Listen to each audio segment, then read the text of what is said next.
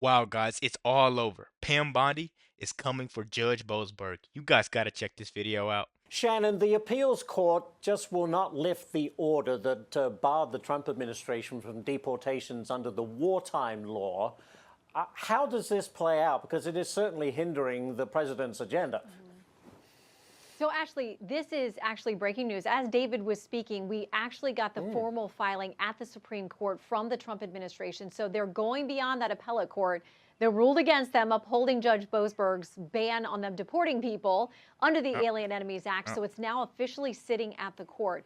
We would assume very quickly, we usually get a response from the court saying, okay, here's the timeline to let the other side file and for a potential timeline for a decision.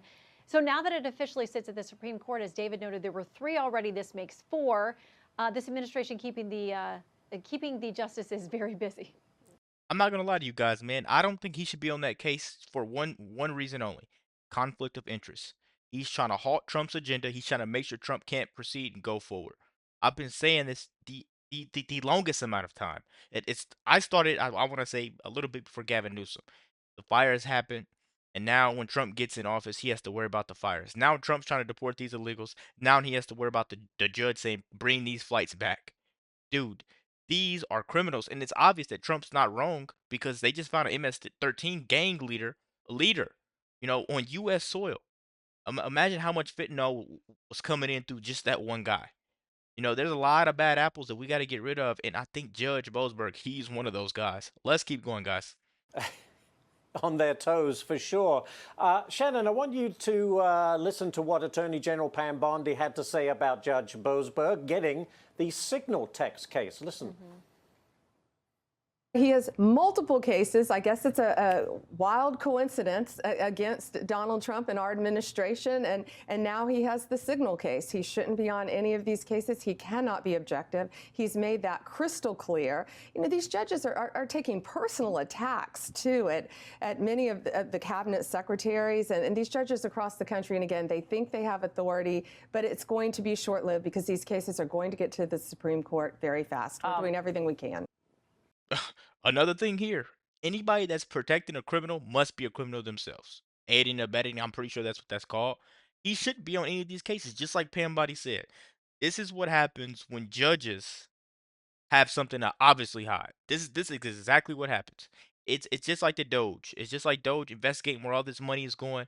Then the Democrats never stood up for nothing you believe in. But once we investigate where this money is going, we cut off your source of money. Now they want to step up and say Trump's this, Trump's that. Just like crazy people that you wouldn't even expect it from. I'm telling you guys, man, this is getting out of hand and it's getting out of hand fast. And I think the only people that can stop this and control this is Trump and Pam Bondi. Let's keep going, man. Shannon, I guess the question is, what are the chances that Boasberg got this particular case? Just pure happenstance? Well, that's the way that these Conflict of federal district interest. courts work. They all have some kind of framework for randomly assigning the cases. And whoever you are going to court, sometimes you're going to feel like it's worked against you or for you. You think about the fact that Judge Aileen Cannon down in Florida, federal judge down there, was assigned to the Mar-a-Lago documents case and dealing with a lot of that. And in that respect, the Trump administration felt like that was a good assignment for them, or a lucky assignment. Here in D.C., they have not been faring as well because they feel like Judge Boasberg is dead set against them, and yet he's got another case. So I guess it works both ways. On April 2nd, Shannon, Senate Judiciary Chair Chuck Grassley will be holding a hearing on federal judges blocking Trump's policies. I guess the question is, do the powers of district court judges need to be reined in, or is that just how the system is set up?